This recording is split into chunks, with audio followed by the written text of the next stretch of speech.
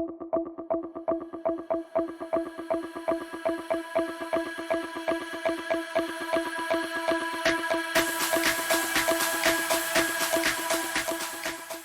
guys and gals, this is Christopher Mosier with MyMediaHelper.com, and this is just kind of an impromptu video about some movies that I've seen in the beginning of the year.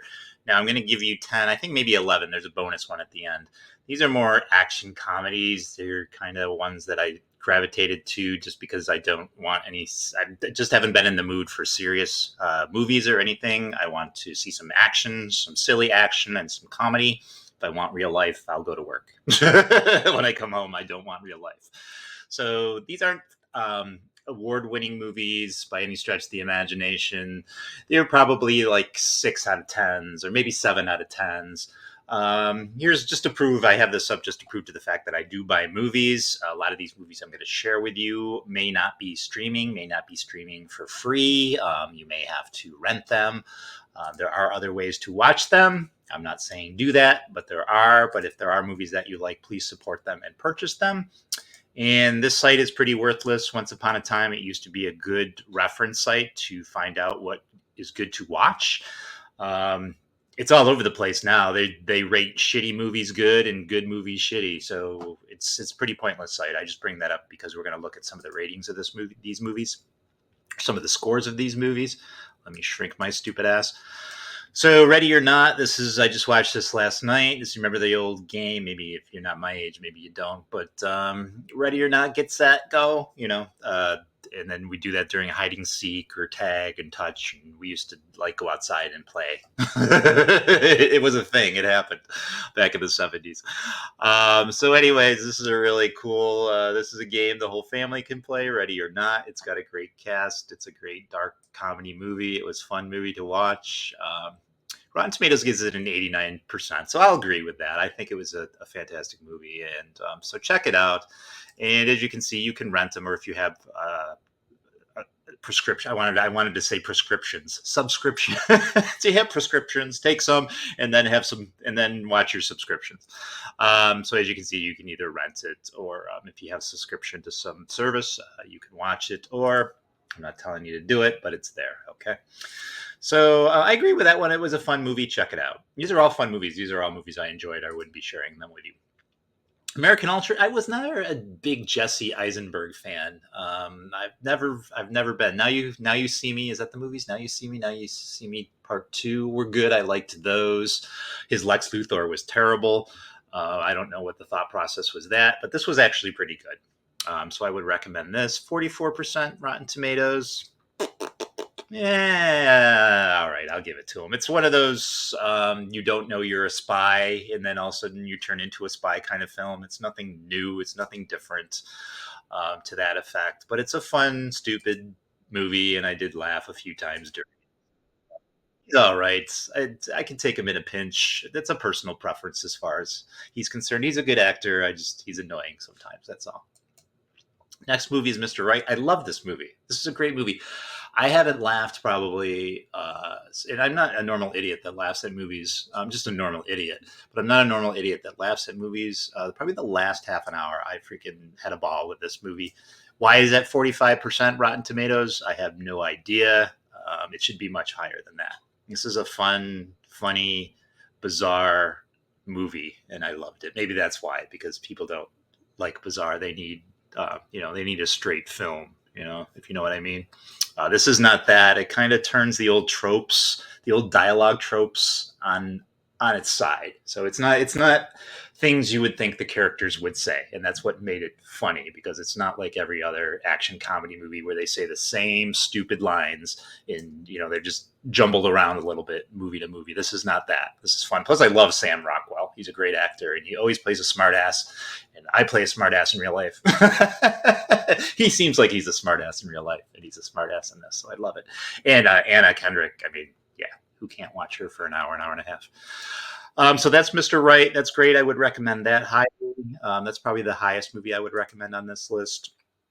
All Nighter is okay. As you can see, it's free on Tubi, And let's see here. It's free on a bunch of services, and Rotten Tomatoes is 14. See, that's why I can't trust Rotten Tomatoes. It's not a fantastic movie. It's definitely not a 14. And this is kind of what I mean with Rotten Tomatoes. I mean, The Holdovers I saw, it was okay. Was it 97%? Not in my eyes. It wasn't very funny. It was well acted. I like Paul Giurigiano. I can't pronounce his name.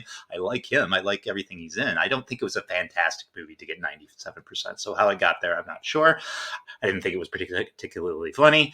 Killers of the Flower Moon, I thought was a fantastic, great movie. It kind of was boring in parts. It was probably too long. Does it deserve 93%? Not in my eyes. I think it was a good movie. I don't think it was a terrible movie. Barbie, I liked. Barbie, 88%. And yeah, I think that's all I saw. I can't answer to. Oh, Oppenheimer probably deserves 90. Yeah, it does deserve 93%. So that's kind of where I'm coming from. So I don't think Rotten Tomatoes is always correct, but it's beauty is in the eye of the beholder. It's all. What do they say? It's all. What do they say about art and movies and.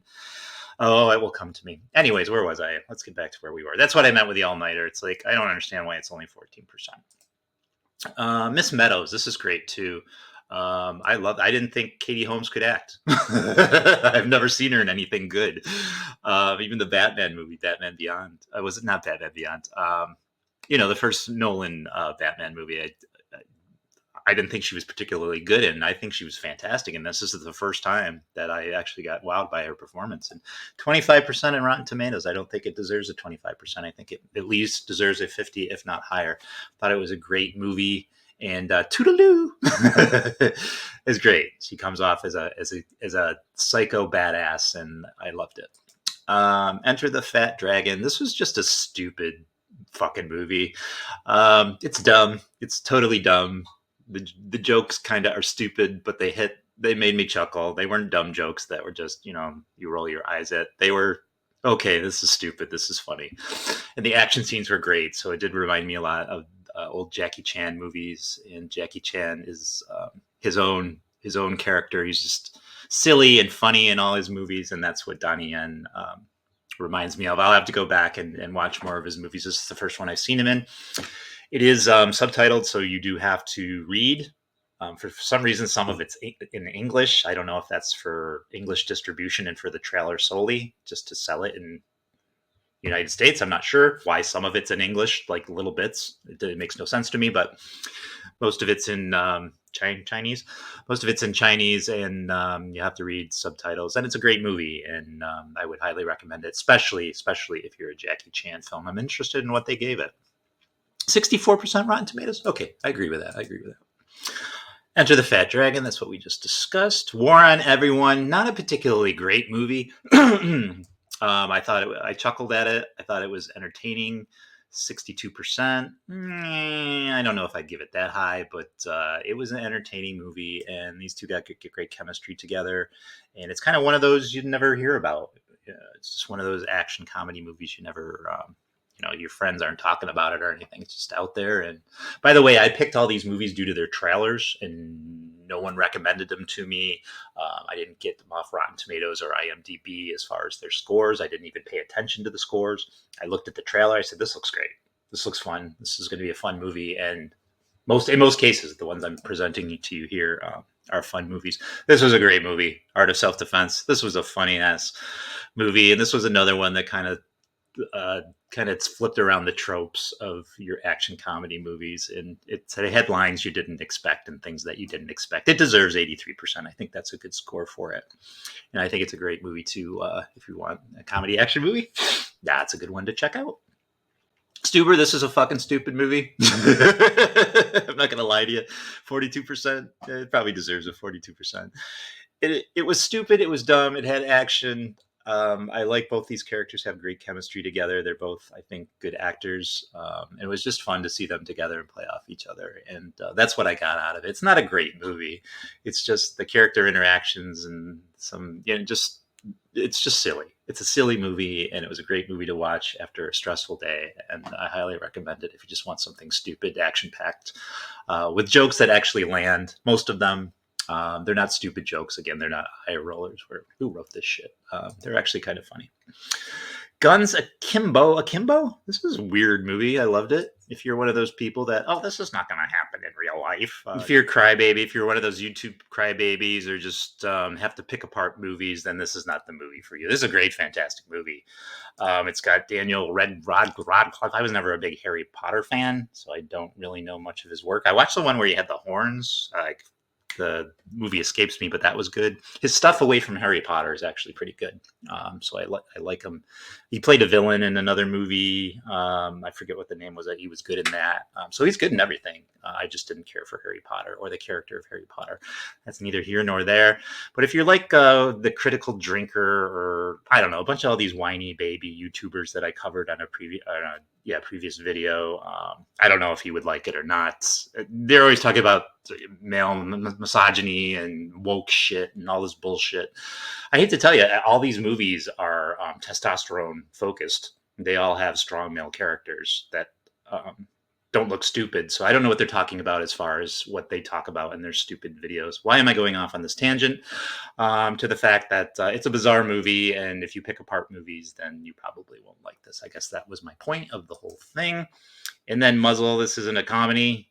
It's not necessarily an action movie, although it has action in it. It's got a doggy. It's got a police doggy, and Aaron Eckert is the main character in this. It's just about a police dog, and I liked it. It made me go back and watch K9 and the K9 direct-to-video movies. It's K911 and then K911, I think, are the other two.